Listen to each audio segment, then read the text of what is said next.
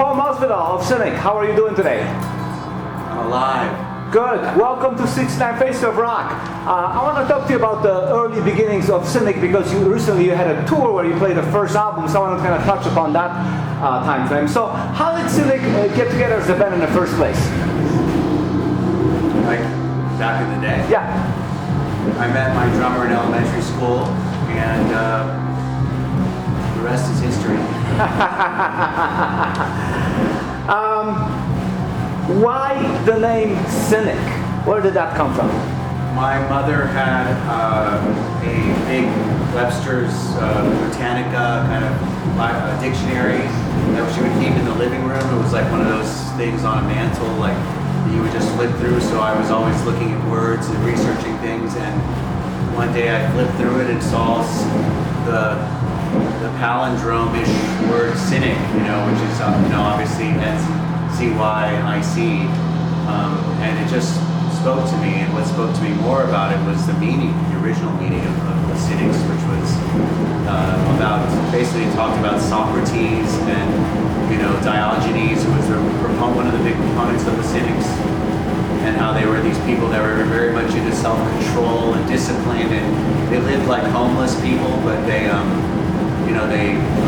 were trying to say that happiness has nothing to do with the external world, it's internal. So we can live without any possessions and be totally sane and happy. So they were kind of anti-materialists in a way, but in a very kind of Buddhist-y way. It was really cool. So it just spoke to me as a child, I was really resonating. That's pretty deep for a young kid and like that. And the words sounded cool, What influences did you have at that time, musically? Well, I was all over the place. I mean, back then, early Cynic days, probably a lot of thrash and punk. Like, we were kind of into a lot of the crossover stuff, and then thrash metal, and then we grew up on classic rock, having older brothers and sisters, so we were kind of pretty expansive. Grew up in a household with folk music and Latin music and stuff, so it was... I think we were just fans of great artists and not so much into genres, and we were into the more extreme metal and punk just as a kind of part of our teenage years, the rebellious years, But then we found, we liked the visceral aspect of that kind of music, so that was kind of the roots. Early Cynic sounds kind of punk, How would you say the Cynic sound developed during your demo days? How did it develop? Yeah. Or evolve? I think it's just as a result of writing more music and kind of developing, finding your voice, right? It was I think the format of recording oneself was not what it is today, so we were always feeling like it was never translating the way we wanted it to in the demos, until actually we went to Scott Burns, and then it was like, oh, he understands what we're trying to do here. But it was, it's just an evolution. I think it was just kind of about writing music over and over until it sounds like more authentic, more like yourself. You're trying to kind of capture something. So when it came to writing and recording Focus, what did you go for musically? Well, I don't think we were really kind of intentional about we weren't trying to say it was anything in particular. It was more just about being real about where we were as musicians. And I know at the time of Focus, we were listening to everything from, we had obviously some extreme metal roots, but we were deep into like jazz and classical music and progressive stuff and fusion and even pop. So we were kind of shoegaze, noise. We were kind of just super all over the place, and it kind of became the sound of that record, The progress between like the last demo and Focus was significant. I mean, what would you attribute this to? Practicing. Just time on the instrument.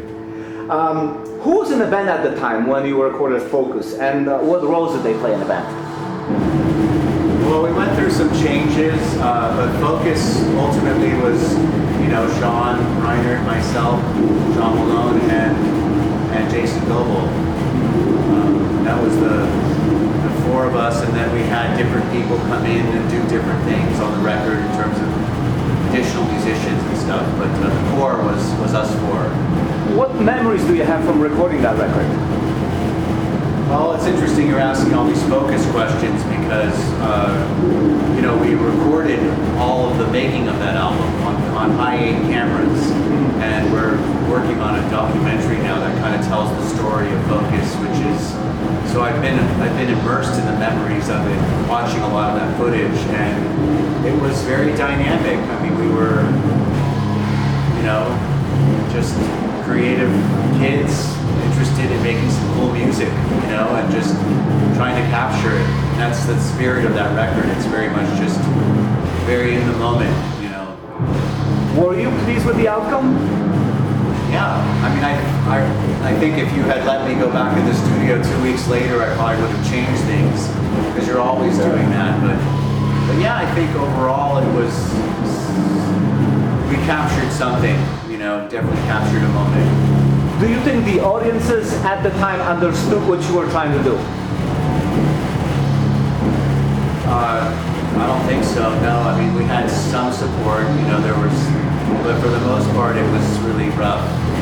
Yeah, it was not easy for us. The reason why I asked that question, because I did see the band recently when you toured with Atheist and you did Focus in its entirety, and it was a packed house, and honestly, I did not know anybody in that audience, and I was a fan since the beginning. Oh, cool. So it tells you that there's a whole audience that managed to get born, discover the band, and get themselves immersed into the sounds. Yeah. Well, Focus was discovered later. It was really the next generation, that kind of the internet generation. Yeah. In the late 90s, that were born late 90s, early 2000s, that kind of got it, That totally makes sense. Yeah. At the time, what was the touring process like for Focus? We only did one European thing, a festival, big festival, and then one US tour, but not a lot of touring, it was pretty minimal, but we did a couple tours, yeah. Do you think Roadrunner Records provided enough support for the band at that time? I think they were trying, yeah. I mean, they didn't quite understand what happened to the band. Like when they signed us, we were pretty much more one thing, and then we shifted, and then they weren't sure, but they gave it their best shot, The band broke up in 1994. How come? I mean, there's a lot of layers to that, but I think the root of it was just we were frustrated and disappointed. We didn't understand how the industry worked, and I mean, I say we still don't understand, but we felt defeated in a way as artists, and like we put ourselves out there, and we were like, wow, no one likes this stuff. So we knew we were going to keep making music regardless. We were musicians for life. This wasn't about, it was always more of an internal process than an external process. But Cynic as an entity felt like, wow, this is not resonating. And you'd think, wow, it's only one record. You should have made more. Like bands sometimes don't break for 5, 10 albums, right? It takes a while. But I think also internally we were shifting. We wanted to do different things and make different sounds. And we felt we had put in a good 7-8 years in the underground extreme scene, and we wanted to do something new. We wanted to call it a new name. That's when Portal was birthed and all that. So we were just looking to kind of change it up. We were just burnt, And that happens. Yeah, you just kind of get to a point where you want to do something new. So now we are in 2024, and last year you did a tour playing Focus in its entirety. What made you want to revisit that record? It was the 30th anniversary of Focus, so that was part of it, and also, the two guys died in 2020, and I wanted to honor their lives, so it was a combination of an anniversary and a memorial.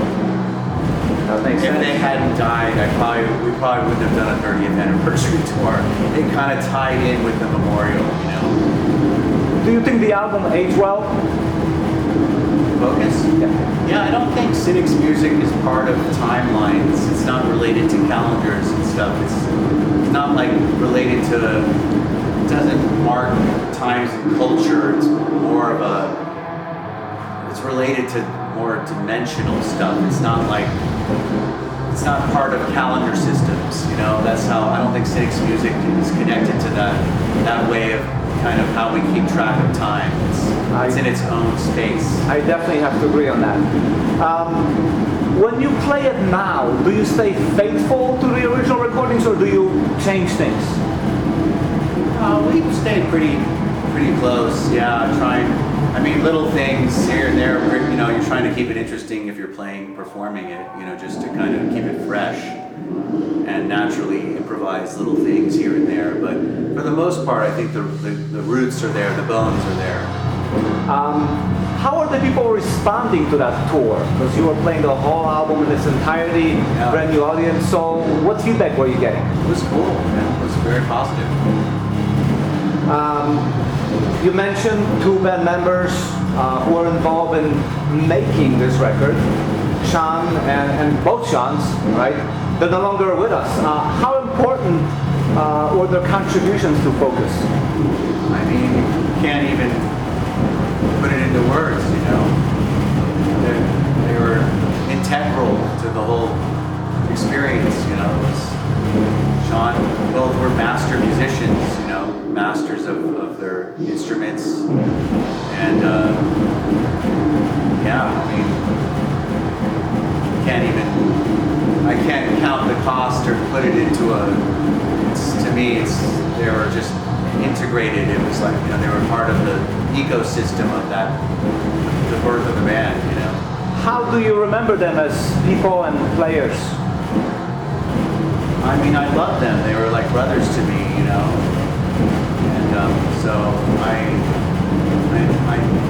miss them in that sense. I miss the camaraderie we had as musicians.